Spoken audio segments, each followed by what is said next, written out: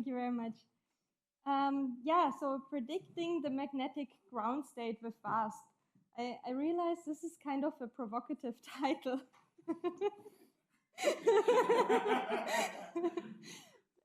Let's say this is the goal, right? Because as many of you know here, and there are different touching points, this is not as easily done, right? But the scenario is your colleagues come to you and they say, yeah, we burned like hundreds of CPU hours predicting a new crystal structure, or we are aiming to synthesize this in the laboratory. But could you please predict the magnetic ground state so we know whether it's worth it for this material? So I want to do a rather simple thing, maybe. I want to predict the magnetic ground state, no dynamics, no disorder yet, or spin liquid physics, or, well, and for this structure, as I said, the scenario says that we don't have any experimental knowledge about this magnetic structure at the moment. So this is the scenario. And let's first focus on the success, right? So the first success is that we have now accurate experimental measurements and data collection that actually show us these beautiful structures, because we are not like birds having like a sense for seeing magnetic field lines, right? So these non-collinear magnetic structures, they have been hidden for a very long time. And now finally, these developments, they, as for instance here for magnetic small angle neutron scattering, you can read about that in this review, but many of you know anyways, much better than me. They enable seeing these structures, and one database that I would like to commend is the Mang data at the Bilbao crystallographic server, where they collected the experimental results of many of these particularly complex magnetic structures, and also write important information like the irreducible representation and so on. And now the second success. Well, the generalization of density functional theory to treat the spin, actually. So the first point was that the density functional theory was, and the whole exchange correlation functional were formulated for non-spin polarized systems. So the first extension was extending local density approximation to local spin density approximation.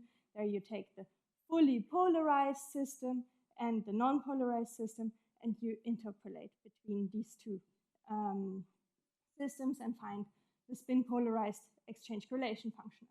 Now, for generalized gradient approximations, there's something called spin scaling that is used there. And then from this spin scaling, you can retrieve a spin polarized exchange correlation function. And a very crucial step, and I'm thankful for that this has already been mentioned, so I'm not worried that I only spent like half a slide on it, is that the generalization of local spin density approximation was proposed by Kübler and co-workers.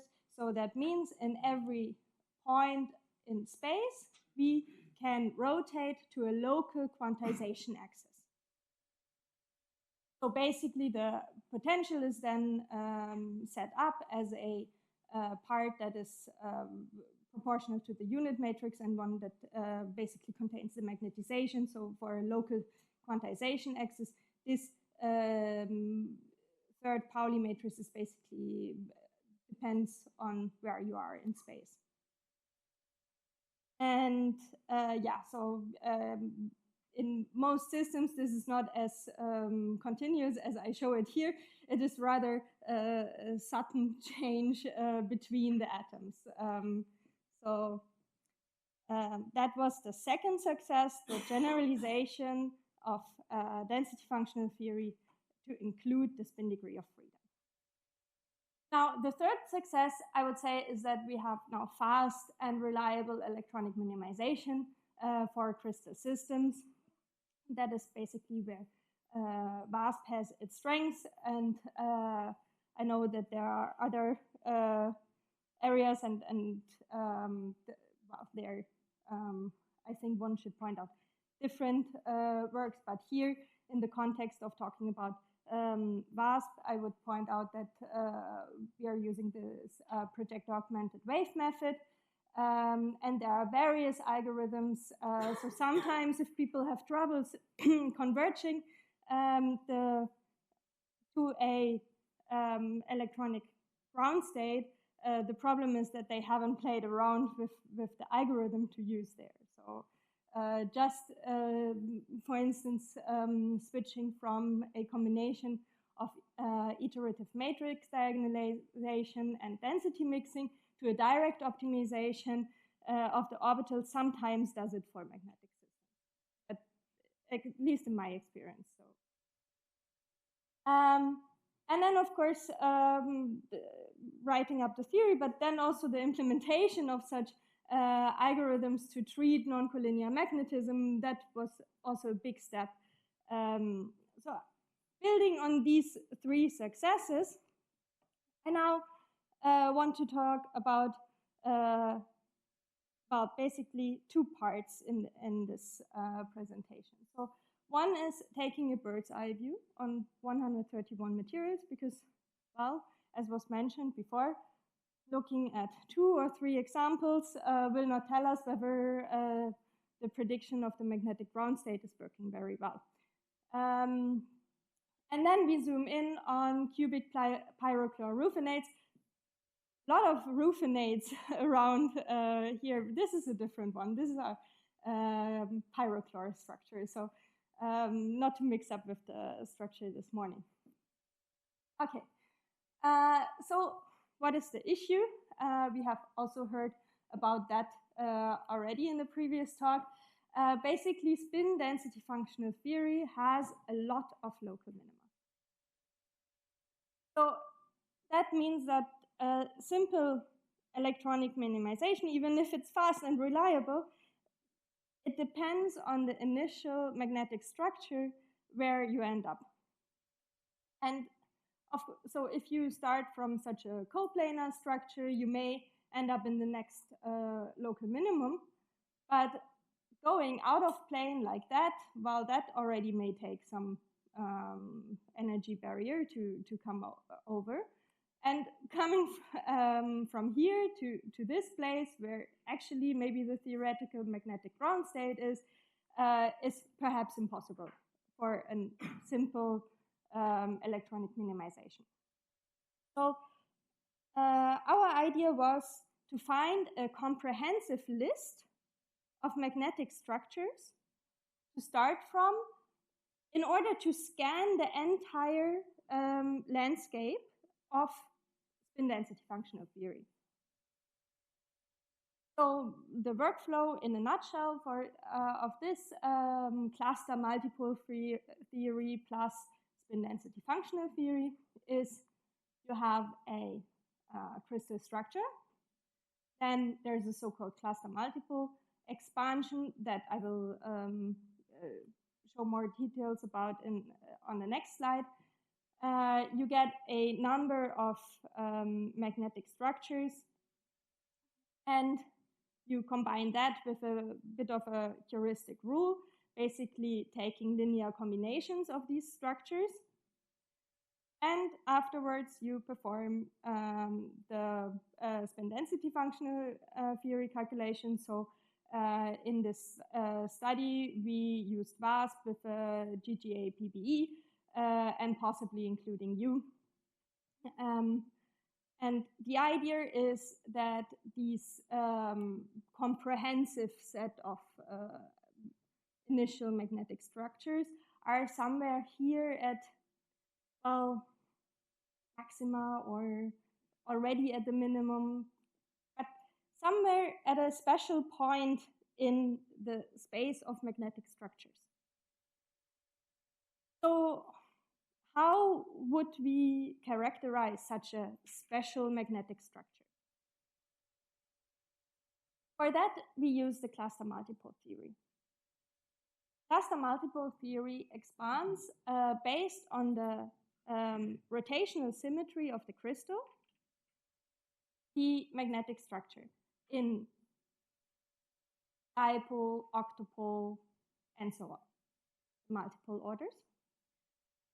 And every of these, magnetic structure also corresponds to a specific irreducible representation. So a limitation that we had at the time when we did this high, well, medium throughput, I would have to say now, because I don't know, 3 years later, high throughput is hundreds of calculations. No, these were just 130 materials. But the limitation at the time was that we could only look at magnetic structures that have the same unit cell as the crystal structure, so basically Q equals 0 magnetic structures. This has now been overcome, so there's an extension for this, and it is based on generalization of the Bloch wave for this. Yeah, so with this cluster multipole expansion, we can now take linear combinations of multipoles with the same irreducible representation. So for instance, here I would take linear combinations equally weighted of these 3 octopole structures and also start from that. This is just a heuristic rule. Maybe I can already mention at this point that having this expansion also consider the irreducible representation makes a lot of sense because of Landau theory, basically. For second order phase transition, you know that there usually corresponds to one irreducible representation that will be symmetry broken. So in that sense, the complexity of the magnetic structure is somehow captured in the multipole order, and the physical intuition of that it is, well, will be just one irreducible representation is captured in that point that you use the point group symmetry to construct this. Okay, so we have a test set. As I said, it's rather a medium high throughput benchmark. Well, it was like 4,400 calculations in the end because you have multiple magnetic structures. And these 131 materials, they are from the database MangData that I mentioned before. They are somehow diversely mixed with different lattice symmetry. We also have 4F, 5F, a lot of 3D. There are collinear structures, coplanar structure, purely non-collinear structures. And one can say that for some of them experimentally, you know better the size of the magnetic moment, and for some of them, you know better the magnetic order. So these are kind of the distinct sets that we have there, and here you see the different compounds have a very broad distribution of the size of the magnetic moment. And if we look just at these experimental structures and do the cluster multipole expansion, because this is supposed to be a good basis to represent magnetic structures, we see that about half of these magnetic clusters of the experimental structures are characterized by just one single active cluster multipole. Basically, half of them you already have in this set of the expansion. For the other half, you need this heuristic rule of taking linear combinations. And then you have crazy ones where you have multiple irreducible representations in there. But these are really exotic magnetic structures. Not that probably there are some that are very interested in this. So only less than 4% are linear combinations of more than 3 cluster multipoles. And so this tendency to a single irreducible representation I already mentioned, and actually this is known when you fit the neutron diffraction patterns with Rydfield fits. Actually, the basis looks very similar. That it just doesn't have the multiple order of in the spaces. And the characterization in terms of multipoles give the intuition, of course, that I mentioned, how complex is this magnetic structure, but also it tells you about the shape of the linear response. This is very nice if you want to scan for functional materials, then you want to know what this linear response tensor could look like. Yeah. So is the experimental structure at least metastable in spin density functional theory? So if I start from this experimental structure, for instance, would that be a stable solution in spin density functional theory? Yes, in roughly 90% of the materials. I mean, we started from, as I said, this comprehensive list, and then we looked, does the magnetic space group agree? And is the overlap, so the dot product between each on-site magnetic moment, is this very close to the experiment? And this is the distribution, and we see, yes, a lot of it accumulates here, close to 1, and that tells you that, yes, with this comprehensive list, we can find the experimental structure as a metastable solution in spin density functional theory. But is this also the theoretical ground state? And I have tried to explain these graphs. They are extremely dense in information, and I actually I want to shortcut. So basically, if it's dark, that means close to experiment. And we want all the dark distribution to be here, and the rest of the solutions, the local minima, they should be well above this. And somehow for d orbital magnetism, there is at least a tendency that if the total energy in spin density functional theory is small, then this will also correspond to the experimental structure.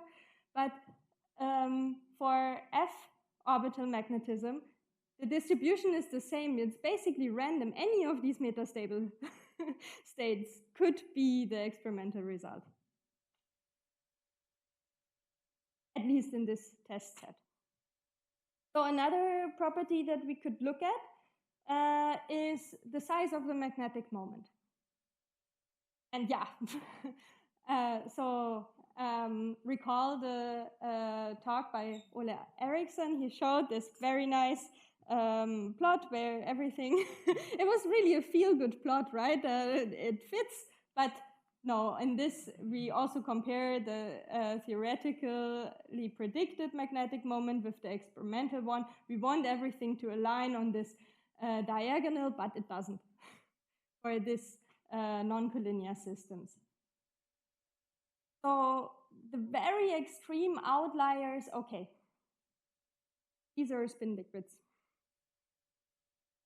I see why maybe spin density functional theory, being a static theory, has problems predicting this.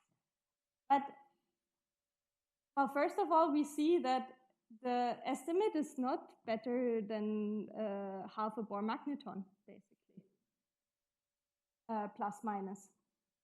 And I mean, here below 2 or 3 Bohr magneton, it's a mess. It's everywhere.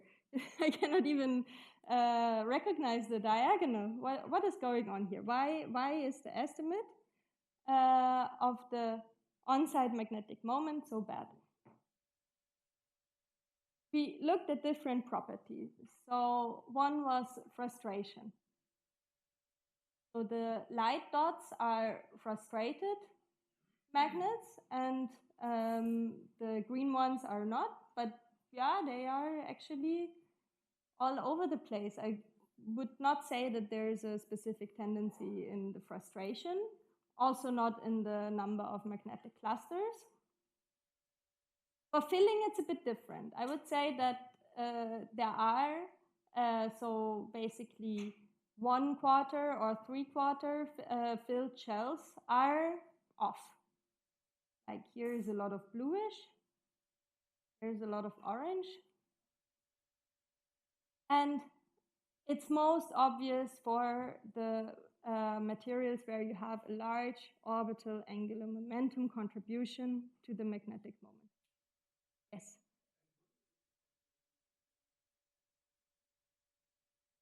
Well, visual inspection.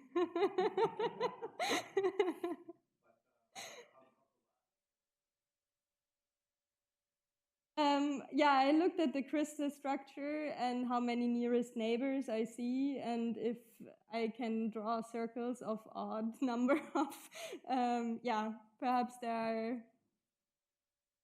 What criterion would you use? I mean,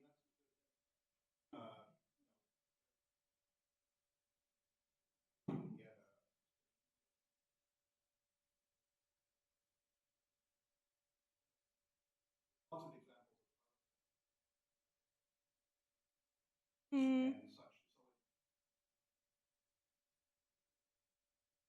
Yeah, yeah. Okay, so maybe it's a very naive definition that I used there, but basically from that one, I couldn't see a tendency. Perhaps there is something deeper lying if we look at this, at the competing interactions. But then, of course, one needs a model Hamiltonian, needs to map this ab-initio calculations onto that first. So there are many steps in between that also could introduce some additional approximation, let's say, at least. So from this, I would say that orbital magnetism is basically the biggest challenge to spin density functional theory. Bad news for us here. But nevertheless, I want to also point out that the state-of-the-art cluster multipole plus spin density functional theory workflow that we used for this benchmark was actually successful in material search. So they did the high throughput calculation for 228 magnetic compounds, and they identified 28 compounds that are metallic antiferromagnetic, and they allow for a large anomalous Hall effect or magnetic optical K effect, magneto-optical K effect. And actually these then have been compared to experimentally known data, and 26 of them were confirmed, and 2 of them, these 2, then served as an inspiration to experimentalists to investigate these materials more closely. So, okay, the predictive power is not ideal yet. It serves a bit of a purpose already. But what about if we zoom in? If we go to one family of materials? And that happened to me when Kaneko-san came to me and said, well, we have this phase diagram. We have here placidium ruthenate, calcium ruthenate. It is in this cubic pyrochlore structure, and we sort of know, so this is insulating, this is metallic. This is already strange, actually, because this is a half-filled ruthenium site, and this is more than half-filled. You would think that actually the half-filled should have stronger correlation effects, so this should tend to be the insulating compound. And then, yeah, here on this side we have a spin glass. I was like, okay, great. And on the other side, we don't know. We have an antiferromagnet. We know the magnetization is 0. Okay. The interactions that probably play a role here are strong spin-orbit coupling, frustration, strong electronic correlation, and for the large moments on helium and erbium, we expect that also dipole-dipole interactions are significant. So we looked at the ruthenate, so the ruthenium magnetism. At least that will be simple to understand, right? Because d orbital magnetism, we saw in the previous study that this sort of got captured. But no mu spin rotation measurements indicated that this is a frozen spin liquid. So, okay, calcium ruthenate will also not be easy to understand. But nevertheless, we applied this same workflow to it. So we had the crystal structure, generated the candidate magnetic structures, and looked for all the metastable structures, and we could identify the magnetic ground states for this family of materials. So here we see that the all-in, all-out structure was most stable for calcium and cadmium ruthenate. One has to say that within a few millieV, there were other stable structures. So it's very natural that this can come out to be highly degenerate and then frozen spin liquid or spin glass, as you would see also from higher order magnetic susceptibility measurements for this calcium ruthenate. For the this 3 ruthenates, there were actually some debate because the experimental measurement showed that 2 irreducible representations are featured in this magnetic structure, and indeed we could confirm that this also happens in the spin density functional theory calculation. It's a very interesting mixing of a 32 pole with this octopole. So this EG symmetry and A2G, they mix, as was confirmed in the experiment. This angle is slightly different in the predicted than in the experiment, but close, I would say. And for helium ruthenate, we found indeed that spin glass is real, spin ice, so 2 in, 2 out. We have heard about that as well during this conference. It is the combination of a dipole and the octopole, but they have the same irreducible representation, so it is more natural that they would mix.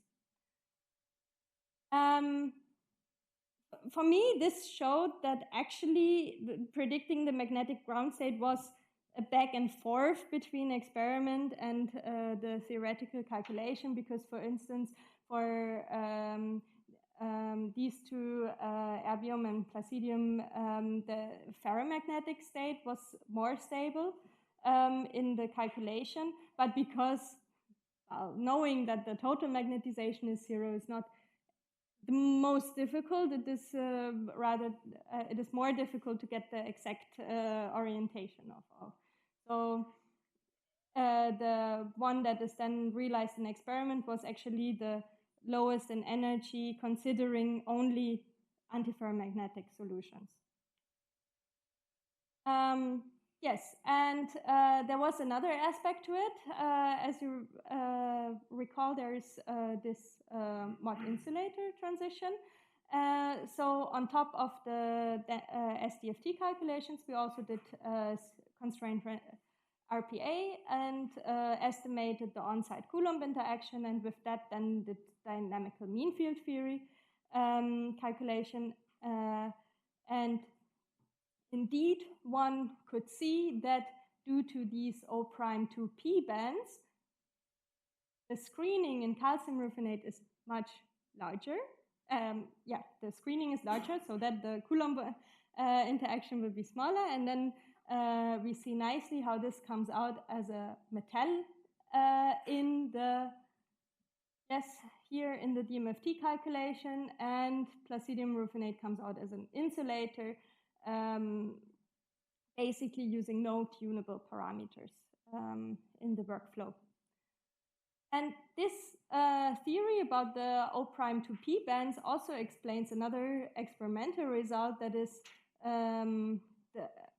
showing here for cadmium ruthenate, that under pressure it becomes insulating. And that is strange because usually you apply pressure, the hopping increases and it would become more metallic, but instead it becomes insulating. And I think that for calcium ruthenate, but I'm not sure, one probably would have to check whether it has been done now, but this measurement I haven't found that it would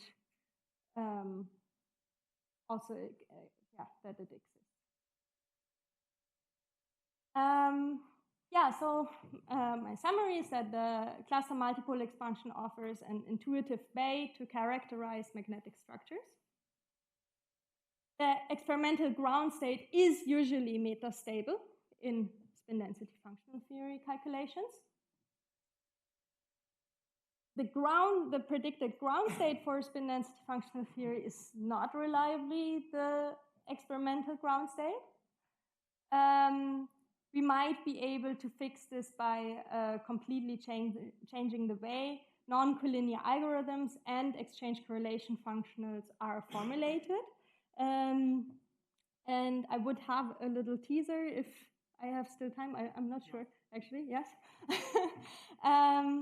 So for me, I would say that predicting the magnetic ground state with VASP, well, how can we search the entire space of magnetic structures?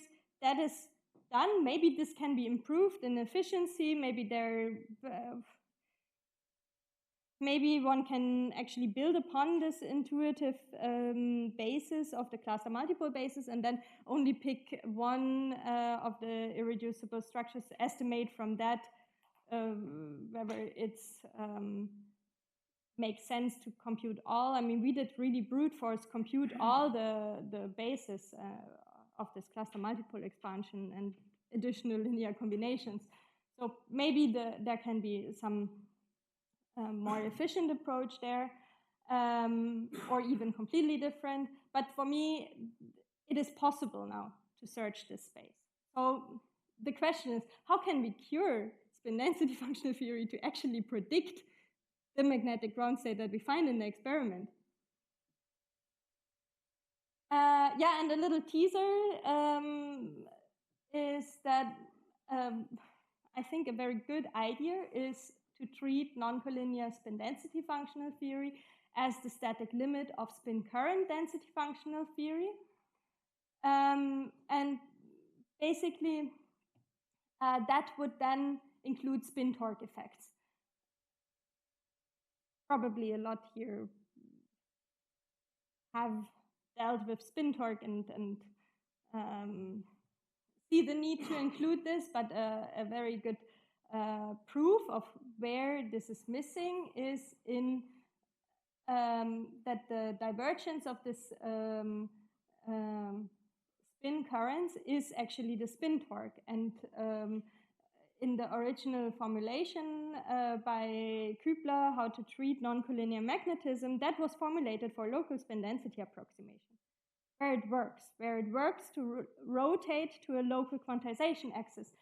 There is no spin torque in there. Always the B field and the magnetization will be parallel to each other. But in like OEP methods, we see where we get a local potential, but from a non-local exchange, we see that spin torque exists in the material. And a general procedure was shown actually in the preceding talk about how one could actually arrive at this new family of exchange correlation functionals, that is spin current density functional theory. And a preliminary result that I can show here, working with Fabienne and Martijn, we have implemented this fully non-collinear PAW implementation of such a static spin current density functional. Here we have a chromium 3. The magnetization, you see that they are pointing all out. The exchange correlation B field is pointing in. Looks very collinear, actually. I mean, point-wise. But when you look this in atomic units, the spin torque is not 0. It is actually quite sizable.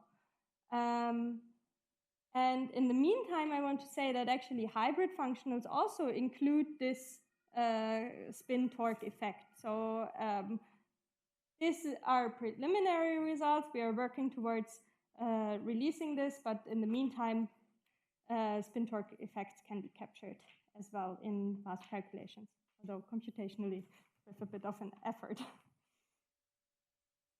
Yeah, thank you.